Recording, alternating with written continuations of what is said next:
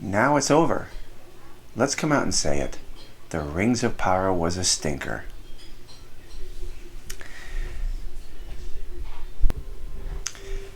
How's it going, everyone? This is W.F.S, your doctor. And today we're going to talk about The Lord of the Rings, this Rings of Power, Amazon's $1 billion television series that just is not getting a good liking to. I'll tell you, a lot of people are just not happy with this show.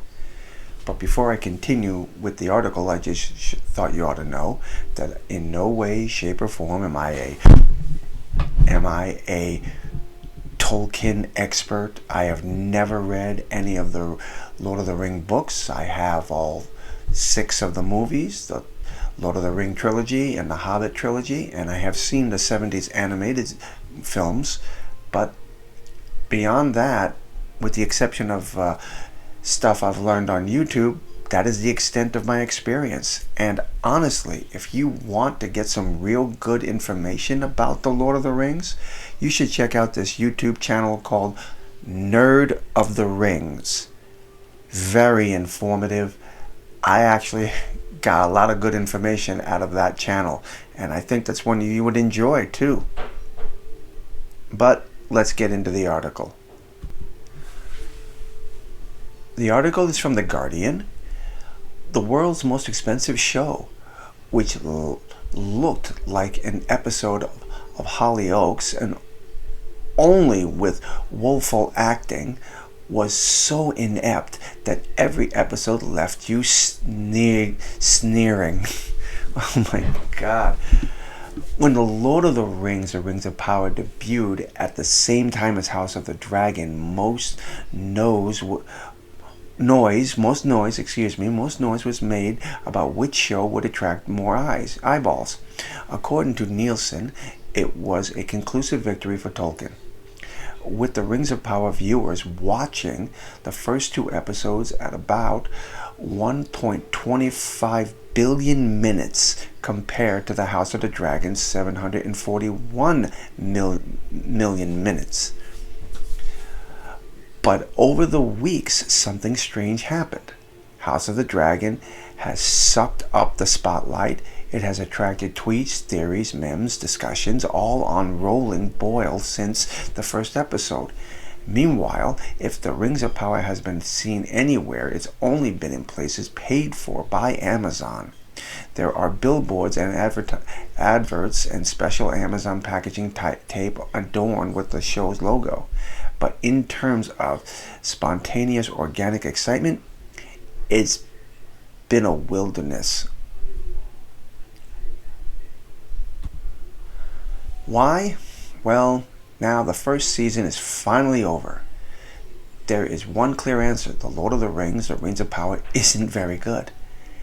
It's quite often isn't anywhere near good. There are moments in almost every episode when I found myself sneering into my sleeve at how inept it is. All these misgivings were massively underlined by the final.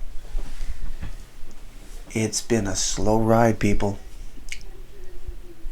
I think there was only 2 episodes in this show that there was excitement, and even with the excitement, it really wasn't that exciting. Friday's final episode, promised to answer the questions at the heart of the first season. Who is Sauron? Throughout the last few weeks, the show has been trying itself into all kinds of knots to get us to care about this, willing out truckloads of twirling figures with Sauron potential. Was it the evil orc everyone called father, the man who fell from the sky? Was it the evil woman who looked like Cutnan from the country? Or was it the man who spent an entire season hanging out with Galadriel and was obviously Sauron all along? Who knew? Man, this guy just loves this show. Don't you get the feeling that he really just was on pins and needles for every episode, I mean, it's the way I feel about it. There's no point in telling you the identity of Sauron. If you watched, you knew who it was. If you didn't watch, you don't care. And if you're like collecting spoiler-like strange little presents, then you will have Googled Rings of Power with who is Sauron. 1 second after the episode finished airing, it had been assailed by thousands of online publications screaming out his identity for clicks. Oh, it really, really is amazing to see how much hype was put into this show and how the Amazon shuts down the ratings for the show to prevent people from what they call ratings bombing, because they were afraid that they were going to drive down the ratings of the show, only to find that the show itself was driving itself down. Now, again, I am no expert on Tolkien or Tolkien. I enjoy the movies. And this did have potential to become something so good. I think everybody who was really into the Lord of the Rings really wanted this thing to take off. And there is a chance that when season 2 comes around, they can turn this thing around. They can make a big course correction and start following the myth and lore of the books. That's going to be the question now. Are they doing a course correction? That is really what needs to happen here. If they really want this show to be successful, they got to stop telling the fans that they are hateful, evil people because they don't like what Amazon is putting out. Well, if Amazon puts out something that the fans, I mean the hardcore fans as well as just the regular fans, could respect and actually put out something with some little action to it, it would be great. I mean, the movies were fantastic.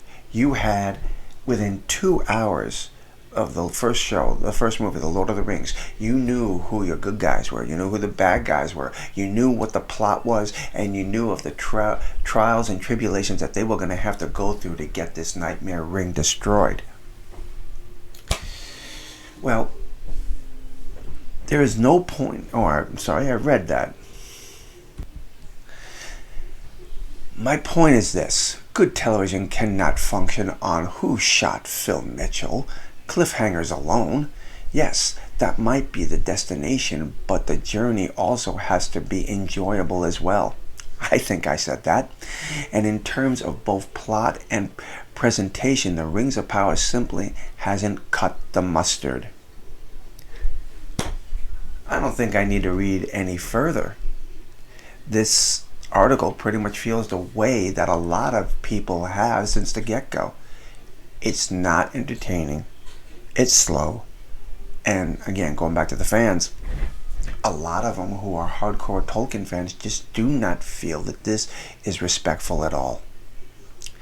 Well, I'd like to hear your opinions on this. Is the article or the author of the article wrong? Did you like the show? Was Galadriel all that you hoped she would be? In my opinion, she should have been called Galadriel, warrior princess. I was expecting her to come out there after a while looking like Xena. Well, my friends, I'm going to end the article here and the YouTube video. I'm W.F.S, your doctor, and if you liked the video, please click the like, and it would be greatly appreciated if you subscribe to the channel. And God bless, my friends, and I will see you soon.